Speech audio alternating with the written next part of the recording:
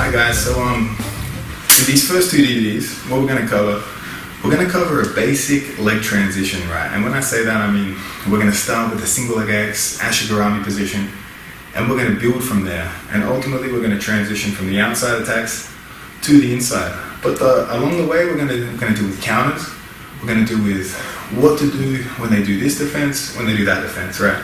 It's going to be really structured. That, to me, is the best way to learn it. So we're going to practice that for a long time. That's going to develop the skills for us to be efficient and effective at heel hooks, right? We've got to move slowly here. So we're going to use those. That's going to be the basic guide for maybe, I would say, depending on how much you train, even 6 to 12 months. You want to be really effective at that. You want to always know where to go, right? The entries. That's what we're going to work in the second DVD. We're going to look at some interesting positions. You're going to see heel hooks can come up from just about anywhere. Some of those entries are going to take even longer. You're going to have to be really effective at heel hooks, at the basic heel hook, the basic finishes, and at keeping leg control.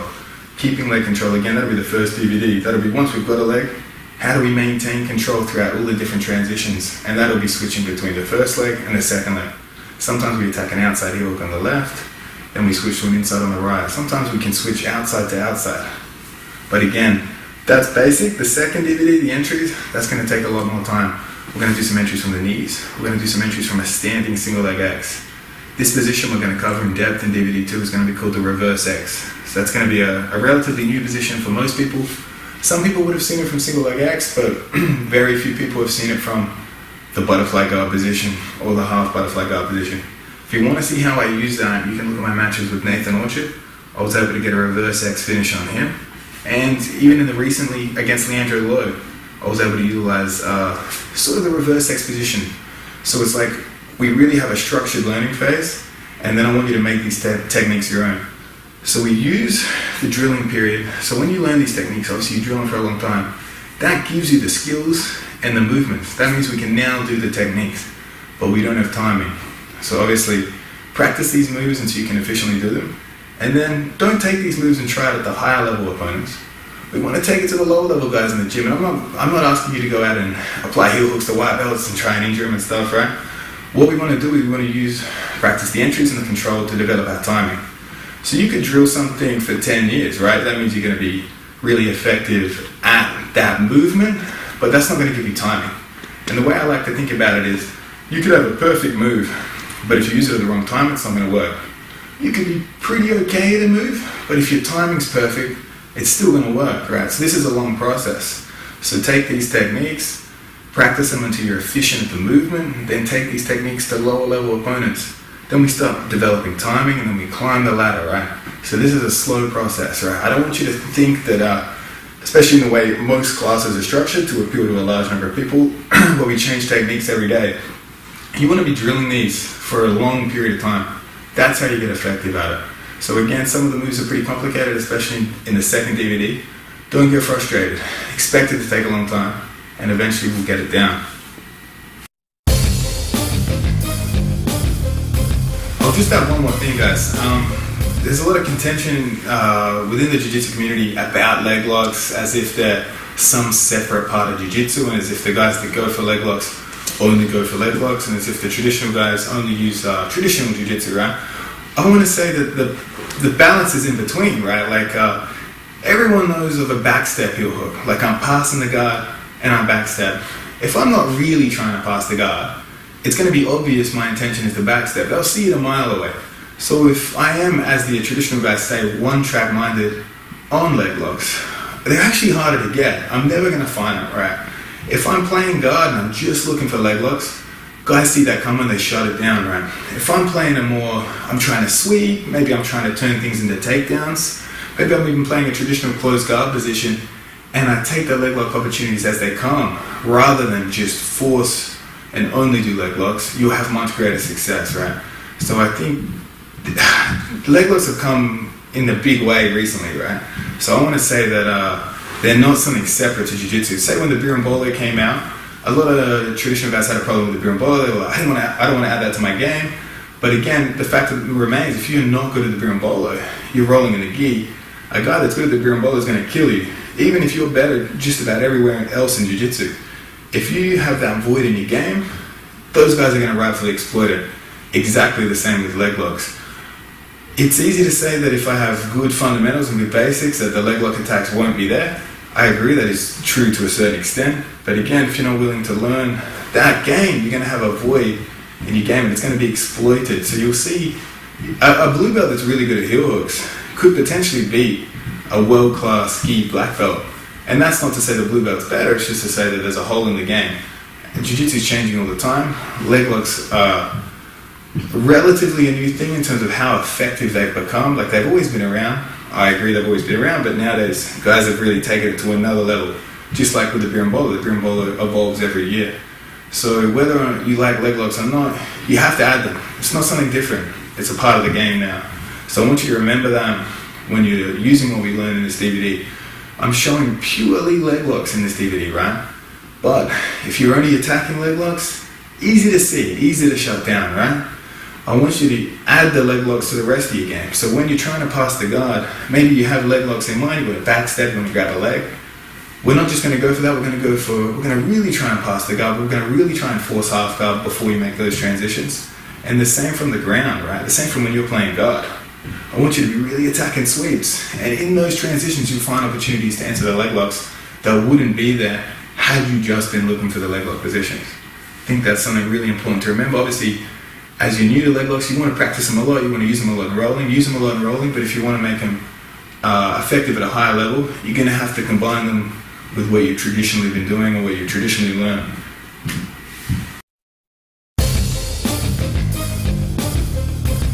Alright guys, so let's look at a basic concept that I like to use for attacking leg locks and defending leg locks.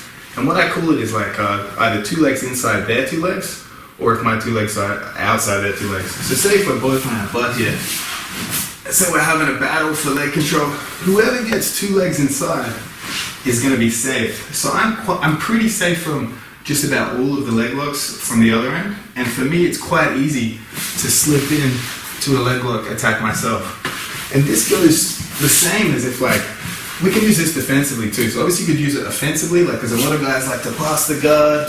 Imagine I get two legs inside and we fall back for leg locks. So we can use that offensively, but also keep it in mind defensively. So like, if my opponent has really good leg locks, I'll try and always keep two legs inside. There's always going to be a danger one leg outside. They might invert through, or if they get two legs inside, they might get to single leg X and they can start to attack theirs. So for me, from a defensive standpoint, if I want to keep clear, I'm always working two legs inside. So even if one leg ends up out, I'll try and pummel it in. And it's the same if we reverse rolls. If my opponent on top is really good at leg locks, I'll always try and play inside. I'll never leave a foot hanging out. If a foot hangs out, they grab that, they sit back. So that's sort of loosely the concept I want you to think about playing with. And a good way to do that is from double guard pull. So a game I like to play is we start here and we both battle until one of us gets inside leg control. So this is the very early stages of leg pummeling. So if we did the drill, we usually start one leg in, one leg out, and now we both attack. So we're trying to kick legs clear, bring it in. They might pummel it back, and we keep having this battle until one of us gets two inside. So it's a battle for safety and it's a battle for dominant positions before we even really get to a position where we can attack the leg lock.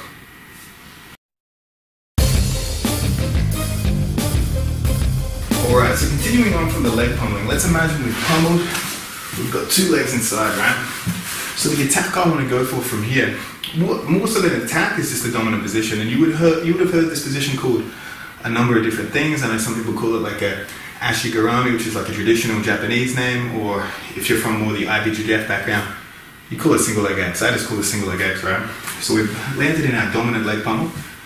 I want to attack the single leg X on this side. So that means I let go with the right hand. I drop my knee to the floor and I pull their knee past. And as I do that, I slide in as deep as I can. So we drop, I pull myself in and I put the foot back on the head. So ideally here, I want to clamp the heel inside the hip here, and I want to try and hide the toes as best I can with my knee. Obviously, different body proportions make this more difficult, but the better I can hide these toes, the more we're going to block their escapes. Quite often, guys will try and push that foot off.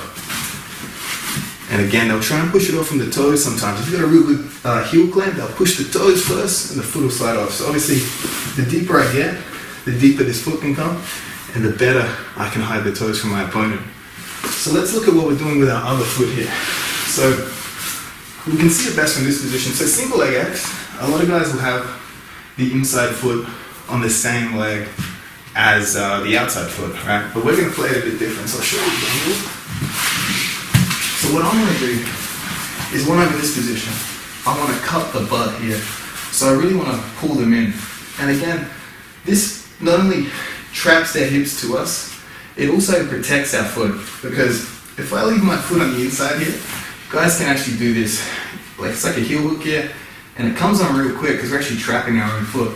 Or another thing, guys, they'll just go for a regular toe hold from here. And especially if I'm going for like a straight ankle lock and they grab a toe hold, that's going to come on very quick. It's going to do a lot more damage than my, say, straight ankle lock grip. Obviously, if I had an outside heel hook, it's a bit of a battle there. Sometimes I think the toe hold will come on quicker still. So unless you're willing to not tap to that, I would hide that foot. So again, just like we're talking about, this top foot is as deep as possible. Our butt is as close to their butt as possible. We don't want to be out here, right? If I clamp it out here, they can straighten their leg and they can pull their leg out better. See if it slides out, right? The closer I'm in, the more bend we create in this leg. We can create that bend with our hips here. So I can apply a bit of hip pressure, it bends their knee, and it's very difficult to pull out a bent leg here. They want to straighten the leg to pull it out. So now if they try and pull out the leg, they sort of pull me with them. If the leg's straight, it's hard to hang on to this. Even with a straight ankle lock grip, they can slide that out. So again, sometimes when it's dry early in the match, those things aren't as important, but as time goes on, as we get sweaty or maybe they shave their legs, all those details need to be perfect. So again, we're hooking this butt cheek here. We're hiding the top foot. My butt is close in, and I apply a bit of hip pressure into the knee. And I'm actually resting. We switch the angle. I'm resting onto my shoulder here. So I tuck the elbow, and I'm on my shoulder. So I'm applying hip pressure in. And I'm not applying hip pressure in a way that pushes me away. The hips are coming in just like an arm bar. On the shoulder, on the elbow, we're trying to hide the toes. We're hooking the far butt cheek here. And that's the basic positioning. The single leg X or ashigarami if you prefer to call it that. But that's how I try and clamp them there. So that's what we're going to build. We're going to build a system that progresses from the outside heel hook all the way through to the inside heel hook. And along the way there'll be lots of stops. We'll counter their counters, and we'll look at different ways to apply the heel hook.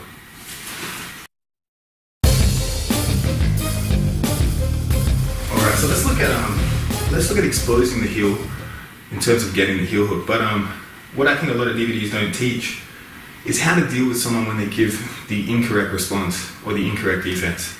So a lot of times you'll see high-level instructors teach a move, and they'll teach it as if the person they're applying the move on is going to do a high-level defense. But sometimes you roll lower belts, they're crazy, they do anything, they roll the wrong way. Sometimes it catches you by surprise. So I like to really hammer this down here in terms of the position we're in, right? If they keep their foot on the floor here, they're hiding the heel. Like, it's going to be hard for me to get bite on the heel. So we have to create a heel exposure, and we will do that. That'll be the next step. But some guys feel like the correct response is they want to turn to their left and run and try and pull this knee out, right? So come up with their hands, they pull the knee out. Why that's the incorrect response is because you do this real slowly. As they turn away, they expose the heel here. So they're giving us a look at their heel, right? Obviously if it's slippery or if our positioning's off, that escape can still work, and you'll see it at a higher level. But what people do to escape is they clear this knee. You can see this knee is firmly in the space of my hips here. Like, I've got some knee control here. The minute this knee slips, so if the knee was out at all and I tried to attack a heel hook, I actually have no pressure on the knee, because when the knee's out and we turn the heel, we actually turn their hip. So the pressure comes onto the ankle and hip. And at a higher level, guys, you see in many competitions, they're not going to tap to anything that's going to damage the ankle. And obviously, there's really not much hip pressure here. But most people, when I say most, are going to tap if we can apply the pressure to the knee. That being said, again, the outside heel hook is sort of less catastrophic damage. So you see a lot of guys take the wear and tear of that and still rip their knee out. Inside heel hook's going to do a lot more damage. Guys might not tap, but that is definitely going to change the course of the fight. So we keep moving on here. What I want you to think about when they turn the wrong way is that this knee pressure, so my knees are pinching together real tight. And as they turn, I lay flat on my back. So as they expose the heel, I lay flat on my back here. My knees are pinched real tight, and I grab this heel here. And you can see, if you look at the grip here, right, we're going to go into finishes in more detail, but I want you to grab the heel onto the wrist. So you can either point to yourself with your thumb, or you can cup the wrist, cup the heel with your wrist. What I don't want to see is the heel in the elbow. The heel in the elbow quite often slips clear, and that's what we want to avoid. So we come back. We'll really go into detail on this because guys rolling away can be incredibly frustrating, right? So as they roll away, my knees remain pinched. I stay flat on my back. I take the heel exposure and I slide my shoulders along the floor. You can see again, that's creating bend in the leg. The knee pinch, this knee is blocking this knee from getting cleared. If I leave this knee too wide, they pull their knee out. And again, we're here. We're not going to make anything happen in terms of heel hooks. Obviously, we do have a look at their back. They're exposing their back momentarily, but we'd rather take what they've given us in terms of they've exposed the heel. We want to capitalize on that and finish, right? So again, we're here. They start to turn away. You pinch the knees, expose the heel, and stay flat on that back. While we stay flat on the back, right, change the angle. While we stay flat on the back and not on the side, ultimately we're going to end up with two legs on this side. If I turn to my side with the heel, it actually gives me better bite on the heel, but I can't pull my foot out. My foot can get trapped. And we're not going to finish it here. It's possible, maybe if they're not experienced in leg locks, they might still tap from here, but the pressure's not the same. It's hard for me to generate hip pressure while this foot's stuck.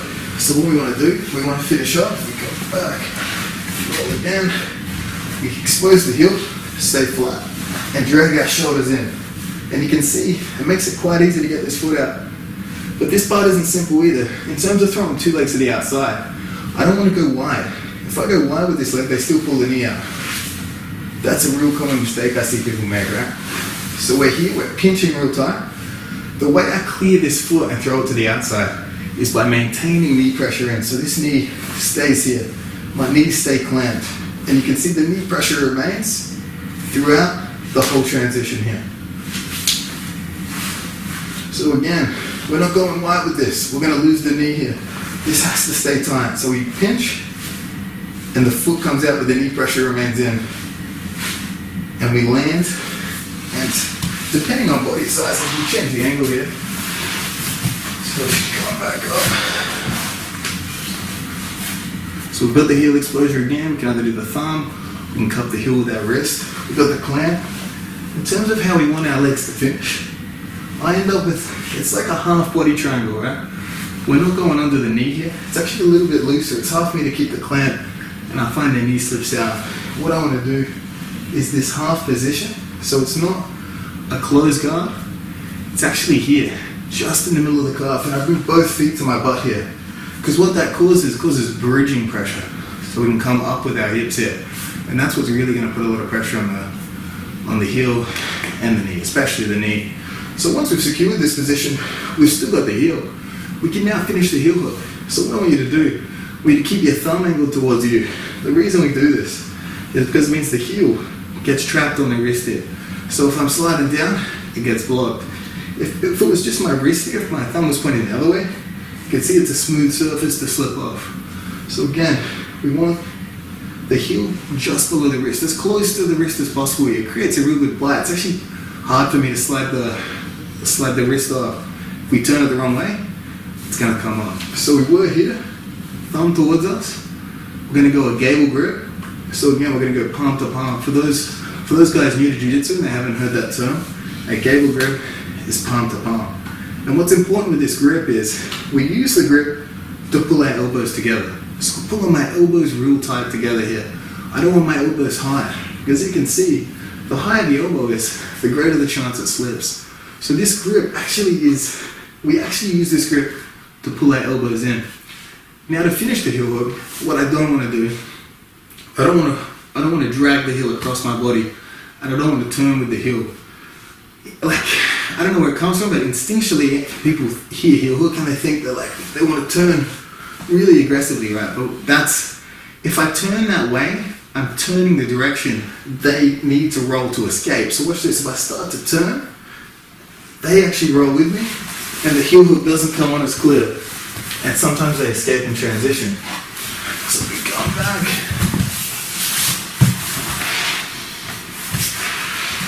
So they're gonna roll. Again, heel explosion, knee pinch. So what I want to do, once I've got the grip, I want to drag the heel to my center line here. So I want to drag the heel this way, and I want to turn my shoulders this way as I lift my hips up. So we lift the hips, we drag the heel, and we get the top. So you can see the finish there. We won't go over it too much, but if you think about this, right, the shoulders, so the toes are trapped in the armpit. When my shoulders move this way, it drags the toes this way. When the hand, the cable grip, pulls towards the center line, we've got a force flowing in a different direction. So the foot's turning like this, right? If we didn't move the shoulders, it's just the heel coming up. If we combine them both, we're actually turning the foot, the ankle at a real aggressive angle. And then when we apply hip pressure, it really drags a lot of the force onto the knee. Without hip pressure, quite often guys, we'll still be able to roll. So you can see this, right? So come back to the position. So this is our finishing position. If I just turn, they can actually still manage to move their hips a bit here. If I lift my hips, right? So if I lift the hips and they try and roll, it actually applies the heel hook to them. When we lift the hips, it's as if they have to roll over something.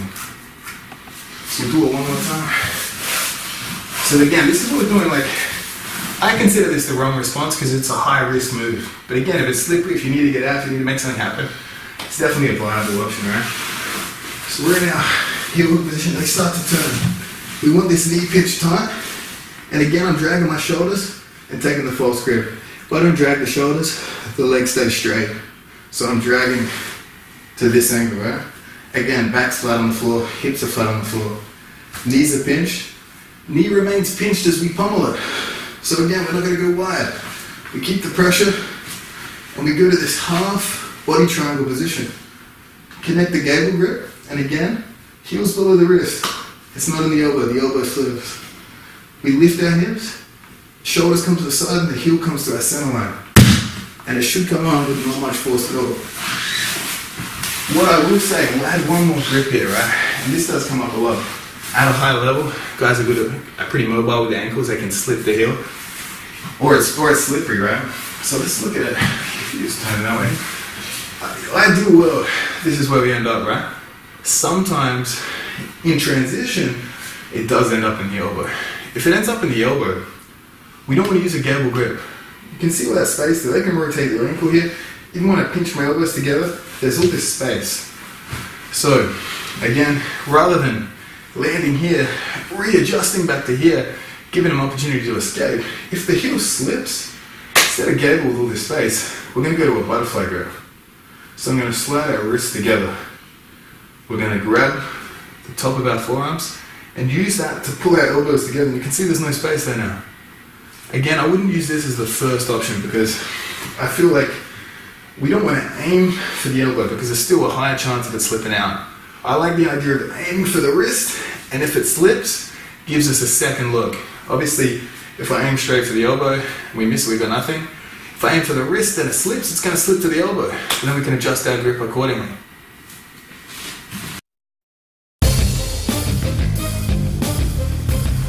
Alright, so we covered what to do and how to attack if they try and turn and run away. You'll see a lot of experienced leg lock guys. It looks like they're just hanging out here and being comfortable.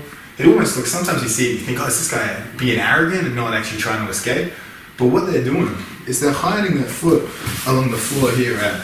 Because it's hard for me to expose the heel. But we're going to do a little trick to expose the heel even though they're hiding it here, right? So again, you might see in some matches, guys are really comfortable hanging out here defensively, and that's because they're not respecting the opponent's heel exposure. But we're going to do a little trick to try and get this heel off the ground And again, get the heel on the wrist, not the elbow. What we want to do, we've landed in this position, obviously everything's clamped tight, our knees are pinched, we're really close, we're butt to butt. What we're going to do, we're going to drag our elbow in and fall to our shoulder. And I'm going to lift my hips up just to put their foot inside my elbow gap here. So where we want to place it is just here, right? So we haven't exposed the heel. It's sort of like a pit stop between the heel exposure and the initial defensive position. And again, no matter how big they are, like, I want you to move your hips up and you can lift the foot. So get your partner to try and keep his foot on the floor. Your hips are going to lift it. They're going to lift it at least enough to put our elbow under there. So again, that's step one. It's like a pit stop. It's like in between. We're securing it, but we're not actually completing the position yet. So again, we fall to our elbow and our shoulder. We lift our hands up. When I say up to the sky, not up and in like an armbar. So up, and the foot slides up here. Now what we want to do, we want to drag our hips forward and turn our hips over. And the idea is the toes are going to remain trapped, but the heel is going to slip out. So if you guys watch this, if you can zoom in here, if you can see how the heel's on the floor, but the toes are still in the armpit. So we'll do that one more time. So we're here again, we've gone to this pit stop position, so their foot's on the floor. We drop that elbow to shoulder, I lift that foot up, and now my hip is going to rotate. So my hip rotates up and over, and my elbow slides back. And the heel slides to the floor, and you can see the heel is in the wrist, the toes are trapped, and we've got this cupping grip on the ankle. From here, we can secure the gable, and again, we're applying the finish with our hips in and heel up. I'm not rotating away. I don't want to give him a chance at escape here. So again, for the finish, it should come on real quick here. Something to remember again, with the grips, pull your elbows together. Always get in the habit of pulling your elbows together. So let's look at it one more time. Let's look at what people mess up when they start practicing this heel exposure. What they end up doing is they try and reach their hand behind them here. So they'll lift up, they'll pull their hand behind, and they'll drop their hip. You can see I've exposed the heel, but my hand's on the wrong side of the body. I actually can't just slide it back through here, because my hip's weighted on their foot, and their foot's heavy, so my hand's not going to come back through. And if I try and lift my hips, we're leaving space for them to hide their heel again. So again, what we want to do, the elbow drags back. So we fall into the shoulder and the elbow. We've lifted our hips. The heels ended up in the crease of our elbow here. And then again, lift your hips and drag your heel back. Drag your elbow back so the heel hits the floor. From here we can connect the grip. And again, the thumb is coming towards us here. It's not coming away. That really gives us a good bite. So then we apply hip pressure and drag the heel up to complete it. So for that one I want the technical portion of that is actually quite simple. There's no way you can break that down in a simpler way. That one's going to be one that's going to require lots of repetition. And you want to repeat that enough that you can expose the heel quick. Because once guys are aware that you're good at exposing it from there, they're not going to hang out there very long. They're going to be pushing the foot off, trying to jump over. So in the next step, we'll address how to deal with that. Right, so we'll follow on from the last sequence of exposing the heel when they're on their side. We'll look at some things they do. We'll look at some things they do to escape and try and counter around. So I have this rule that if I haven't exposed the heel, so if I haven't got a heel grip and they push this foot up, I'm not going to throw this leg over and hang out here, right? And we'll get to that later. We'll get to that when we talk about counters. But in my opinion, and obviously there are guys that do this very well, Eddie Cummings comes here and he exposes the heel very well. I think it is an incredibly high risk position because it gives your opponent a look at the inside. Guys are really good at hiding the heel here, and it's actually harder to expose the heel here with two outside than it is from here. And with two outside, it's actually even harder to stop them from coming up and stacking you, maybe taking the back, or even worse, is guys get real good at pummeling this leg over, and they start to switch the position up, and they start to attack my inside. So if I have, say for example, if I've exposed the heel, they push the foot off, I will throw this leg over, and we can finish the position here. So I will cross my feet, I will cross the outside foot over the inside foot, chances of them heel hooking us here are pretty slim, right? But we can minimize the risk by going outside over. Obviously inside over, slightly greater risk that they maybe attack this. But what I'll do outside over, I'll pull their butt to me, so I really try and hide my feet behind them, and then we can finish the heel hook.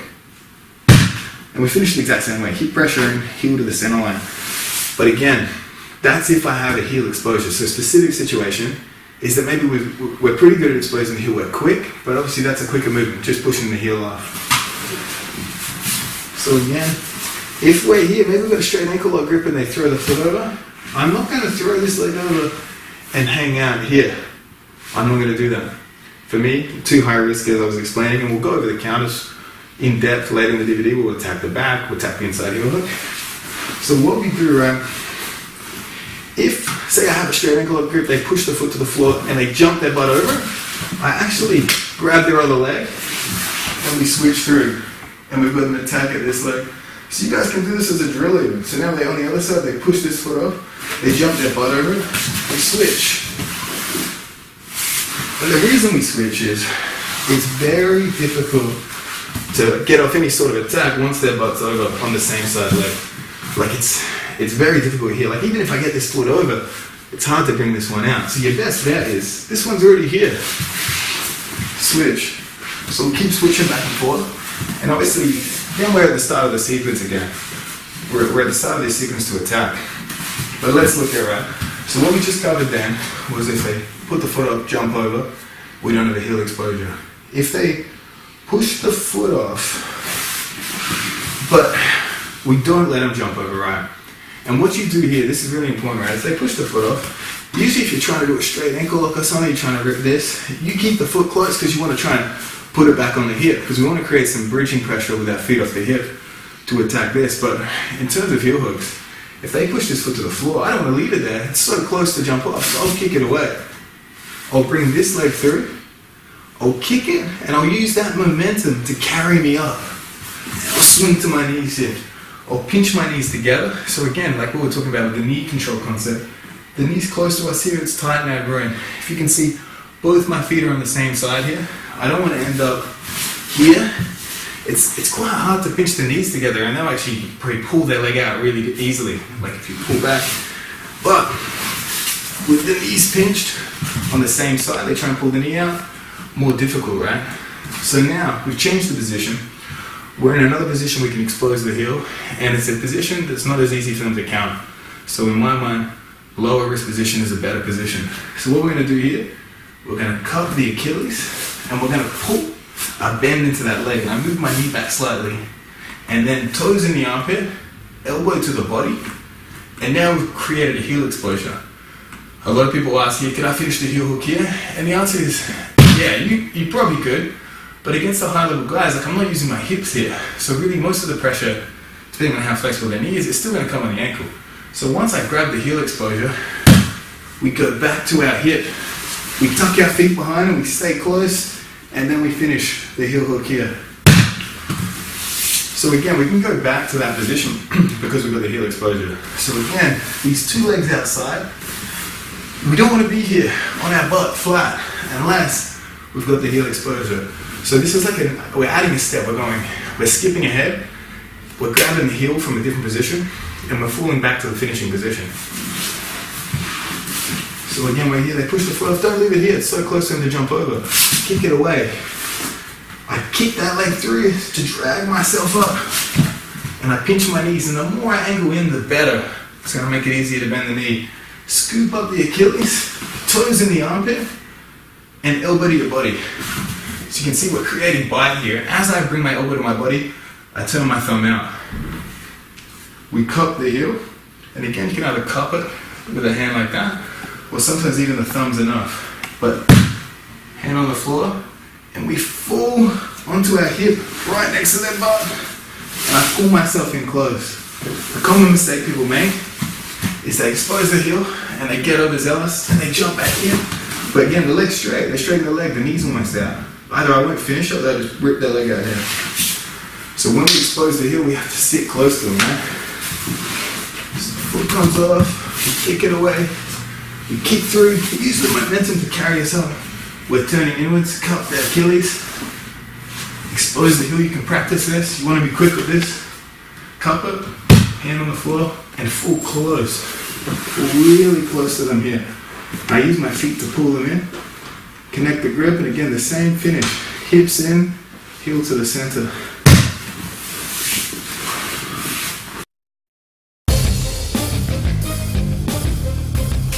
Alright, so we'll continue the sequence. So we made it all the way through to here, and I mean, we do have an opportunity to expose the heel here, but obviously the next logical step, and the question I always get asked is, what do we do if the opponent crosses the feet? So if you are bigger or stronger than your opponent, there is still a chance that we can use that elbow to clear and still cause a heel exposure here. But let's assume that that's not the case. So what I want to do now is I'm going to pick up the leg, step up, and I want to sit on their stomach here. So I want to sit on them here, right? So that means if they want to push me back down, they have to come up to their hands. And if they have to come up to their hands, it means they're not fighting us with a body lock here. So obviously this is best case scenario. We're sitting on top of them here. My knees are pinched because we don't want to lose this knee. We're now switching. We're attacking this leg. We're attacking this leg. They protected it. So we're going to switch from the outside to the inside heel hook here. So what we want to do, we want to underhook this leg. We're going to base on the ground with our hand, and we're going to start to rotate around the leg all the way until my butt hits the floor. Once my butt hits the floor, I want to grab their far leg and swing all the way through so my knee's on the floor on this side. What we're then going to do is we're going to take a body triangle and we're going to grab a straight ankle lock grip on the top leg. We want to keep them on this hip here. So the best way to keep them on that hip is to apply pressure to the floor with our knee in our hip. And if we control the top leg, we've got control over their hips. So it means they can't turn away very easily. So if they try and turn to the left, they can't, well, we've got control of this leg. If we didn't have this leg, they can start to turn away, and they can do what's commonly known as like the running man escape, the turn, and going to try and run and pull their foot out. So we'll go over that transition again. So we've made it all the way through. We're up to our knees here. We start to attack, but they cross their feet, so they're sort of blocking the outside. Again, we could still potentially clear it here. Like we can use that elbow to bump, but we'll go the path of least resistance here. And again, I think it's better to end up with the inside heel hook because it's going to do a lot more damage than the outside. Just about everyone taps the inside. Quite a few people won't tap to the outside, so that's something you have to deal with too. So we're going to pick up the knee, we're going to come up, we're going to sit on their chest here. And again, we're pinching our knees here. Because as we make this transition through, I don't want to let this knee hit the floor. Quite often guys will be loose here, they'll start to sit, and you can see, even if I end up facing, we've lost the knee here, and if we've lost the knee, we've lost the heel hook. So we come back up. So we want to keep this pinch. This is tight. We're going to come under the leg, post on the floor, and swing our butt to the floor. But before, so if they put their feet crossed, before I make the transition all the way through, I want to control their top leg. And again, just like we were talking about before, I control the top leg because we've got double leg control, we've got hip control. If I just turn through, they might open their legs and do the running man escape straight away. And guys are very good at that. One of the best guys at that is Wagner Hosher. So we want to minimize that. So while we're still underhooking, they got the body lock, we make the switch here. So that's when I grab it. I grab it here because they can't turn away here. The angle we've got control to help them to do the running man escape. So we've got a straight ankle lock grip, post, and then we roll through and get the body lock. And now they try and turn away, they can't. So we'll do it one more time. Change the angle again. So we've come through, we're up on our knees, they cross their legs, we're going to scoop it up and sit on their chest here. We keep the knees pinched, we're underhooking the leg. I'm going to start to sit through, my butt's on the floor. And at this point, I grab the top leg. I grab control of the top leg, post, swing my knee to the floor, and look at the body lock, the body triangle with our feet here. So again, we've got to control this early before we made the complete transition, because again, we don't have control of this leg, we don't really have control of the position. Very difficult to keep someone here without double leg control.